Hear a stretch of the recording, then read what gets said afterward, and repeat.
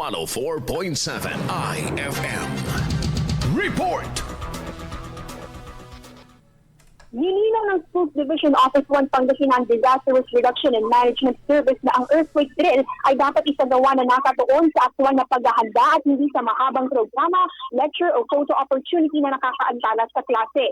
Ito ay matapos maglabas ng advisory ang opisina kaugnay sa ikalawang quarter ng nationwide simultaneous earthquake drill kung saan binigyang diin na ang aktibidad ay hindi dapat makaistorbo sa instructional time ng mga mag-aaral. Ayon sa gabay, ang drill ay dapat isagawa bilang bahagi ng disaster risk reduction at hindi dapat gawing ceremonial o mahaba. Dapat umano itong nakatuon sa aktual na pagsasanay ng drop, cover, and hold, maayos na evacuation at accounting ng mga estudyante at personnel. Binigyang diin din na mahalaga ang tunay na partisipasyon ng mga mag-aaral at personnel at hindi ito dapat gawing simpleng anunsyo o dokumentasyon lamang.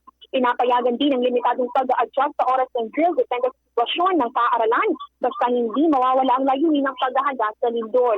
Dagdag pa ng SBO 1 Pangasinan DRRMS, dapat matiyag ang kaligtasan, inclusivity at tamang suporta sa mga estudyanteng may espesyal na pangangailangan sa buong proseso ng drill.